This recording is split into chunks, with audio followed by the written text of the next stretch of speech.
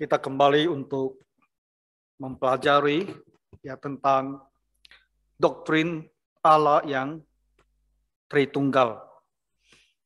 Minggu yang lalu kita sudah bicarakan apa artinya ketika kita mengatakan Allah itu Tritunggal. Kalau Allah yang Tritunggal, yang Esa, ada 3 pribadi yang dibedakan, bukan dipisahkan.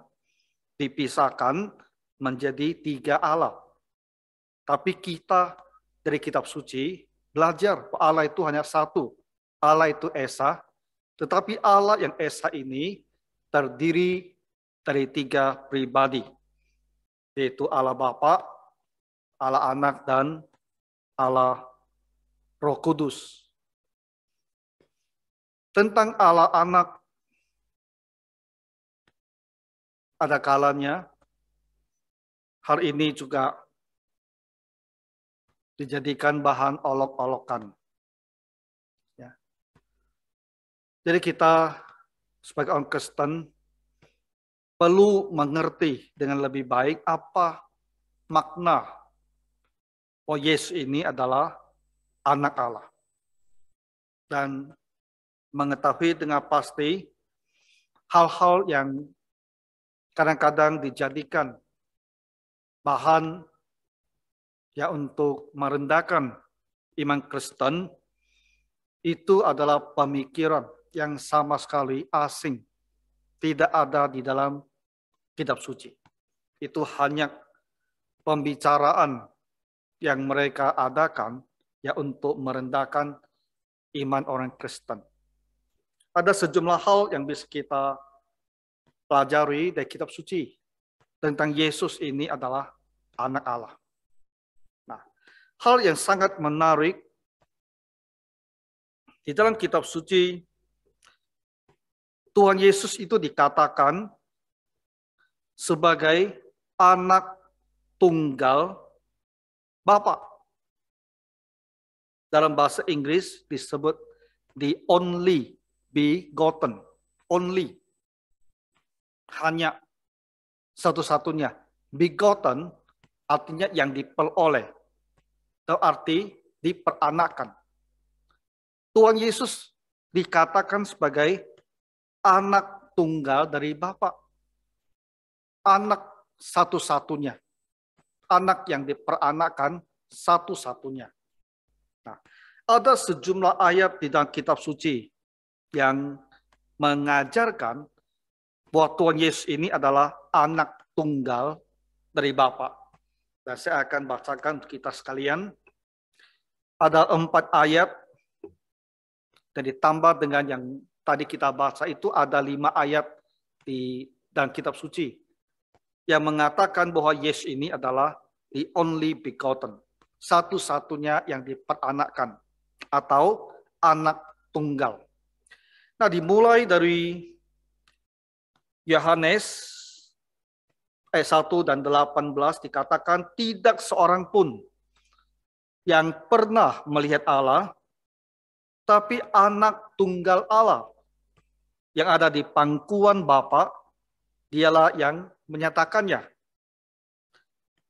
Jadi Yohanes 1 ayat ke-18 ini menyebut bahwa anak tunggal Allah ini dialah satu-satunya yang pernah melihat Allah. Itu pernah melihat Bapa. Dan dia tidak hanya pernah melihat Bapa, tapi hubungannya sedemikian dekat dikatakan bahwa yang ada di pangkuan Bapa. Ya, duduk di pangkuannya. Berbicara tentang kedekatan anak dengan Bapa ini. Ayat selanjutnya di Yohanes 3:16. Karena begitu besar kasih Allah akan dunia ini, sehingga ia telah mengaruniakan anaknya yang tunggal, supaya setiap orang yang percaya kepadanya tidak binasa, mereka beroleh hidup yang kekal. Kembali di Yohanes 3:16 ini dikatakan bahwa Yesus ini adalah anaknya, yaitu anak Allah yang tunggal, satu-satunya. Selanjutnya di Yohanes 3:18 juga ditulis demikian. Barang siapa percaya kepadanya, itu percaya kepada Tuhan Yesus, ia tidak akan dihukum. Barang siapa tidak percaya, ia telah berada di bawah hukuman, sebab ia tidak percaya dalam nama Anak Tunggal Allah. Jadi Yesus disebut sebagai Anak Tunggal dari Allah. Kemudian di 1 Yohanes pasal keempat ayat ke-9. Dalam hal inilah kasih Allah dinyatakan di tengah-tengah kita, yaitu bahwa Allah telah mengutus anaknya yang tunggal ke dalam dunia supaya kita hidup olehnya. Jadi kita mengamati, ternyata semua ayat ini berasal dari tulisan Rasul Yohanes. Ya. Baik dari Injil Yohanes maupun dari surat 1 Yohanes yang ditulis oleh Rasul ini. Jadi Rasul Yohanes inilah yang menolong gereja untuk lebih memahami hubungan pribadi yang kedua dalam Allah Tritunggal ini. Bahwa dia itu disebut sebagai anak tunggal dari Allah. Anak tunggal dari Bapa. Ya, the only begotten.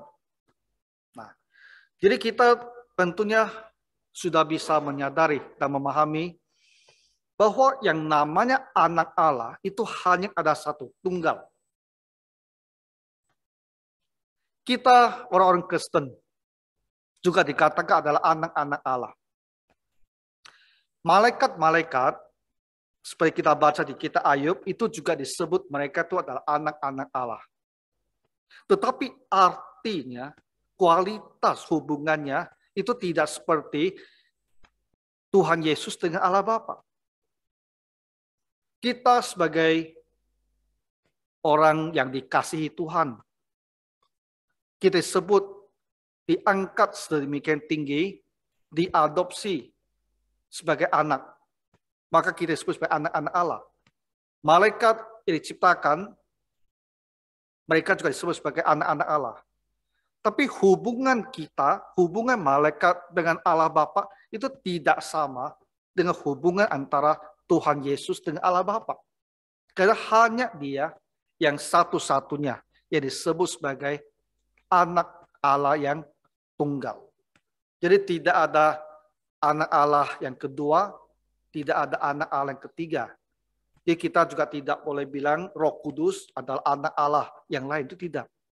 Ya. Hanya satu, yaitu Yesus yang disebut sebagai anak Allah. Ya, the only begotten. Itu hanya Tuhan Yesus. Tentu kita berpikir antara oknum yang atau pribadi pertama dan pribadi kedua, kenapa hubungannya menggunakan istilah anak? Kenapa hubungan adalah bapak dan anak? Kenapa umpamanya? Kenapa hubungannya bukan abang dan adik? Majikan dengan karyawan? Raja dengan rakyat? Kenapa Alkitab dalam membicarakan hubungan pribadi yang pertama dan pribadi kedua dan Allah Tritunggal ini, dia tidak menggunakan kategori hubungan yang lain, tapi menggunakan kategori bapak dan anak. Kenapa Tuhan Yesus disebut sebagai anak Allah? Nah, ini adalah sebuah pertanyaan yang barangkali Bapak Ibu pernah terlintas. Kenapa disebut anak? Alkitab memang tidak menjelaskan, ya, kenapa dipilih menyebutnya sebagai anak dan bukan dalam kaitan hubungan yang lain. Ketika kita melihat banyak bahagian firman Tuhan yang lain, terutama dalam kitab-kitab Injil, Saya melihat kita bisa, tentu ini adalah pengamatannya yang saya amati. Saya rasa kita bisa menjelaskannya demikian. Karena dalam hubungan manusia, apakah ada yang lebih dekat lagi dibandingkan dengan bapak dan anak? Saya rasa tak ada hubungan yang lebih dekat. Ya. Bapak dan anak itu adalah hubungan yang paling dekat. Jadi kelihatannya untuk menolong kita lebih mengerti bagaimana kedekatan hubungan antara kedua pribadi dalam Tritunggal ini. Maka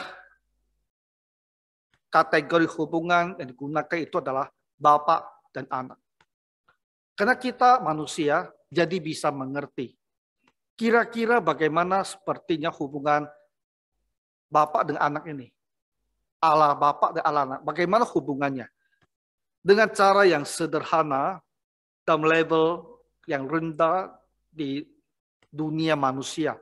Kita bisa menyadari kedekatan dan keintiman dari hubungan seorang ayah dengan anaknya.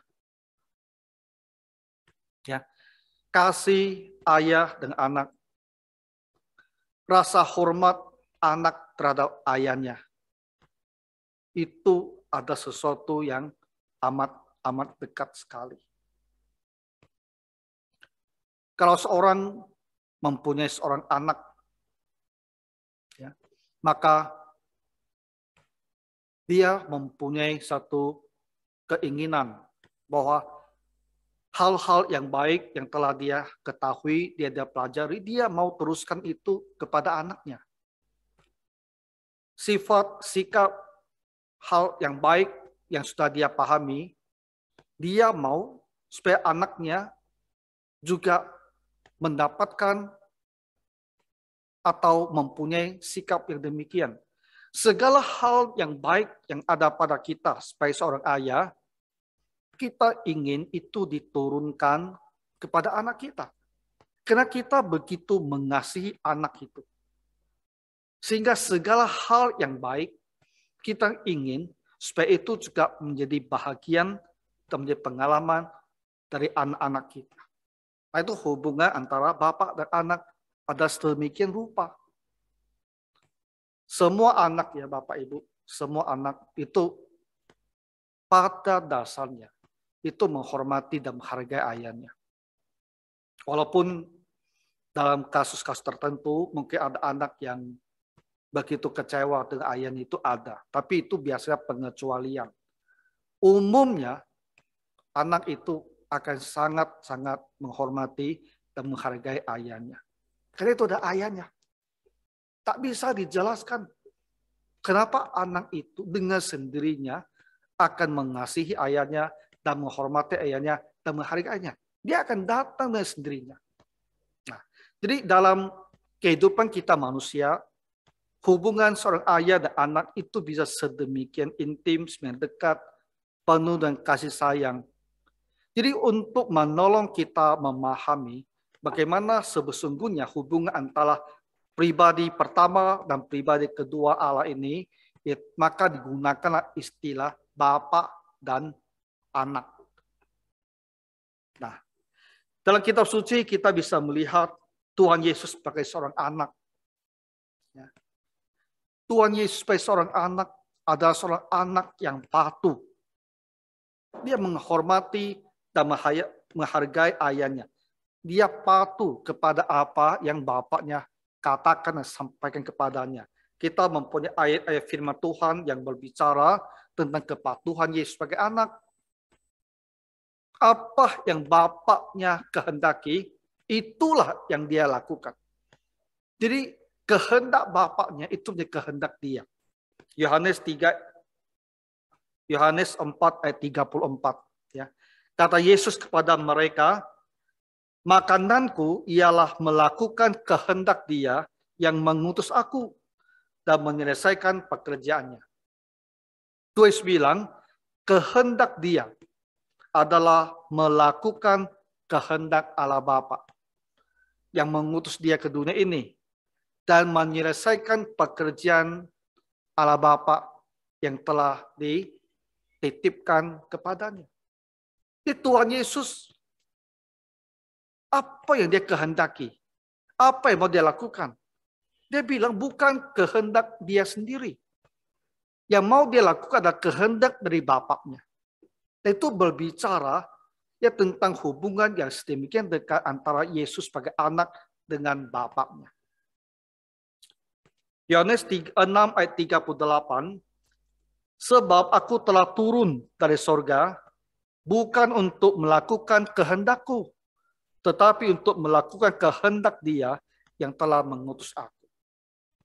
Ayat ini artinya juga mirip. Tuhan Yesus berkata, dia turun dari sorga, bukan untuk melakukan kehendaknya sendiri, tetapi untuk melakukan kehendak Allah Bapa yang telah mengutusnya. Kedekatan antara Bapa dan anak ini, antara Tuhan Yesus dengan Allah Bapa, itu bisa dilihat di dalam kepatuhan Tuhan Yesus. Kemudian kita juga melihat bagaimana Tuhan Yesus selalu mencari waktu agar dia bisa mendekatkan diri kepada Bapa surgawinya. Nah, hal itu kita lihat dalam doa dalam waktu-waktu yang Tuhan pakai untuk berdoa. Markus mengatakan pagi-pagi benar, waktu hari masih gelap, ia bangun dan pergi keluar. Ia pergi ke tempat yang sunyi dan berdoa di situ. Sepanjang 3,5 tahun dalam masa pelayanan Tuhan Yesus, ya kitab Injil, 4 Injil ini mencatat berulang kali, Tuhan Yesus selalu mencari waktu sendirian, menepi. Untuk apa? Untuk dia berdoa. Jadi berdoanya bukan 3 menit, bukan 15 menit. Bisa 1 jam, bisa 2 jam, bisa lebih daripada itu. Dia menepi sendirian tanpa murid-muridnya, dan dia berdoa. Hal ini menunjukkan apa? Kerinduan untuk dekat dengan Allah Bapa, ya, keinginan untuk bisa dekat dengan Bapaknya. Nah, hal itu bisa diwujudkan dengan cara berdoa. Di Matius 14 ayat 23, setelah orang banyak itu disuruhnya pulang, Yesus naik ke bukit untuk berdoa seorang diri. Ketika hari sudah malam, ia sendirian di situ. Ini jelas berbicara berjam-jam. Ya, sampai malam ia juga masih sendirian di situ dan dia berdoa. Nah, jadi dari kehidupan doa Tuhan Yesus ini kita pun bisa melihat betapa dekatnya, betapa rindunya Tuhan Yesus ya untuk bisa selalu bersama dengan Allah Bapaknya. Nah, jadi hubungan antara pribadi pertama dan kedua Allah Tritunggal ini digambarkan dengan istilah Bapak dan anak, karena mereka antara kedua pribadi ini begitu dekat satu sama lain. Ya, sehati sepikir. Dan dengan kategori hubungan ini, kita manusia biasa. Melalui pengalaman kita yang sederhana, antara seorang ayah dan anak-anaknya, kita menjadi bisa lebih memahami bagaimana kedekatan antara Bapa dan anak ini. Ya, Allah Bapa dan Allah anak ini. Jadi kalau kita bertanya, kenapa pribadi kedua ini disebut anak? Bukan disebut abang, bukan disebut adik, bukan disebut karyawan. Kenapa tidak dipakai kategori hubungan-hubungan yang lain? Karena semuanya tidak bisa menunjukkan kualitas hubungan, kedekatan, keintiman dari seorang ayah dengan anaknya. Saya rasa Ini adalah penjelasannya. Ya, kenapa istilahnya itu adalah Allah Bapa dan Allah Anak. Sebenarnya satu hal lagi yang mau kita perhatikan adalah ketika dikatakan bahwa Tuhan Yesus adalah anak Allah, kita jangan berpikir ya seperti yang diolok-olokkan kepada orang-orang Kristen. Kita jangan berpikir dia sebagai anak itu dalam makna jasmani fisik. Tuhan Yesus adalah anak Allah bukan karena dia telah dilahirkan sebagai seorang anak. Ya, bukan ya. Nah, saat reinkarnasi, saat Maria melahirkan, itu bukanlah permulaan dari Tuhan Yesus menjadi anak tunggal Bapa. Bukan. Pada saat dia dilahirkan sebagai seorang manusia, itu bukanlah awal atau permulaan dia menjadi anak Allah yang tunggal. Jadi bukan di titik inkarnasi itu. Bukan di titik penjelmaan itu. Bukan di titik itulah dia disebut sebagai the only begotten. Bukan. Tetapi Tuhan Yesus adalah anak Allah dari kekekalan. Jauh sebelum dia dilahirkan seorang manusia, dia sudah adalah anak Allah. Dari kekekalan, tidak ada waktu di masa dahulu di mana Tuhan Yesus itu bukan anak Allah.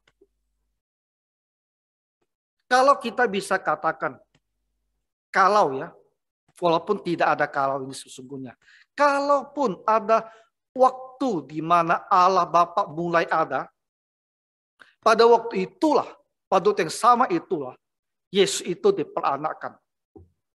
Pada waktu itulah, Yesus adalah anak tunggal Bapa. Tapi bagi Allah tidak ada permulaan. Jadi sesungguhnya Allah itu kekal, maka Tuhan Yesus adalah anak Allah. Itu juga dari kekekalan. Tidak ada waktu di mana status dia itu bukan sebagai anak tunggal Allah. Nah, jadi ketika dikatakan diperanakan, kita jangan berpikir dalam konsep manusia. Ya, seorang ibu melahirkan seorang anak. Bukan begitu. Idenya sama sekali asing dari situ. Tapi dia dari kekekalan dikatakan diperanakan. Ya.